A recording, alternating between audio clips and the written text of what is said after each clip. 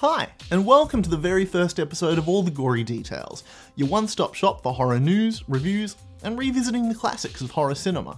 I'm your host, the Thor of Gore, Kieran Nodenson. Our first episode is part one of our two-part look at the Halloween franchise.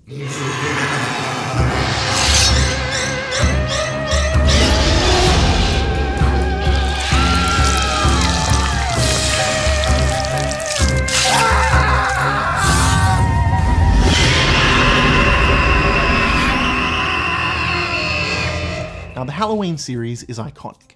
Tons of people would say that it's the father of modern-day slasher film, but that would be ignoring Psycho, the Texas Chainsaw Massacre, Black Christmas, and countless other predecessors. That being said, it was the first of the movies that really managed to kick off the indestructible killer that walks faster than most college co-eds can run concept, and it established the formula that would inspire countless imitators. Now, John Carpenter's 1978 film Halloween is pretty damn awesome. It's got Jamie Lee Curtis in the role that would catapult her to Hollywood fame, and for its time it was pretty shit-your-pants scary, and that's without the help of Activia yogurt.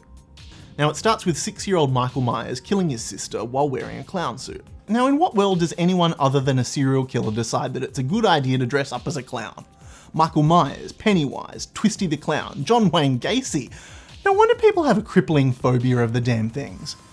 Anyway, 15 years later, he escapes from the nut house and dons a repurposed Captain Kirk mask to give Michael Myers his famous visage, thus making future generations of people terrified of William Shatner's face. For the rest of the movie, he stalks Jamie Lee Curtis, killing most of her friends, including genre stalwart PJ Soles. Tits! Dr. Loomis takes a break from chewing the scenery to show up in time to shoot Michael, whose body promptly disappears. Halloween 2 takes place immediately after the events of the first film, as Michael keeps stalking Laurie around Haddonfield Memorial Hospital and gets stabby with the staff, including a security guard, a few nurses, and a couple who decide to take a dip in a hydrotherapy tub. Man Candy gets killed off-screen, while Nurse Karen has to suffer the indignity of being turned into tit soup by Chef Myers.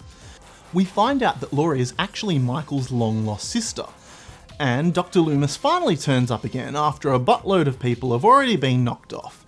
Timing doesn't really seem to be his strong point, does it? I'm glad he's a psychologist and not an ambo. Now, Doc lights up some oxygen tanks and cooks him up a Michael roast. Laurie gets carted off in another ambulance, and we assume things are once again hunky-dory.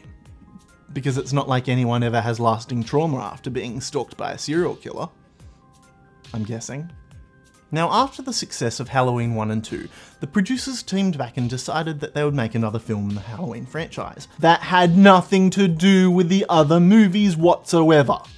That being said, Halloween 3 Season of the Witch is a pretty decent standalone horror film, although at times it does feel like a long Twilight Zone episode. Basically, we follow a doctor who tries to investigate the murder of one of his patients, dragging around said patient's daughter with him to some town in buttfuck nowhere, where the main industry is a Halloween mask factory, with one of the most irritating jingles you will ever hear in your life. 8 more days to Halloween, Halloween, Halloween. 8 more days to Halloween, Silver Shamrock. Something weird is going on. It turns out the owner is into some druidy shit, and for some reason has robots in suits out doing his bidding, as he attempts to kill any kid wearing one of his masks by activating Stonehenge powers inside the masks, which turn them into bugs and snakes through the power of television. Right. It's all a bit trippy and weird, and it was a big old flop, because people really wanted to see Michael Myers getting stabby, goddammit!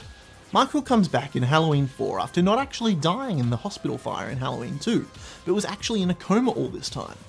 I swear this sounds like a Passions plotline. Apparently Laurie died in a car accident, but not before having a daughter, Jamie Lloyd.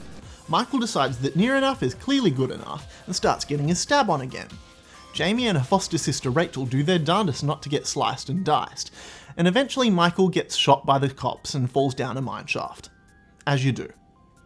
Foster mum and dad arrive home, and just when you think everything's hunky-dory again, Jamie puts on a clown costume and decides it's a nice idea to kill the foster mum. I told you clown suits were a bad idea. In Halloween 5, we find out that not only did Michael survive falling down a mine shaft, but managed to avoid getting blown up by the cops with dynamite and is nursed back to health by a hobo, who he promptly kills.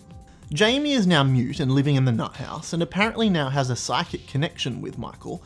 Doc Loomis is back, looking like the Phantom of the Opera, and is monitoring Jamie and seems to realise something telepathic's going on with her and Mikey Boy. Michael starts another killing spree, offing Rachel, and starts stalking her cool friend, Tina, who we know is cool because she enters a room via the window, not the door. Maybe doors are too mainstream, I don't know. On the way, Michael kills a bunch more people, including Tina. I guess Michael didn't think she was cool either. And a couple getting busy in a barn, even though they had protection.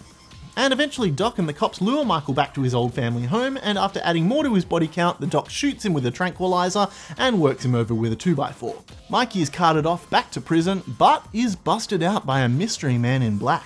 Ooh.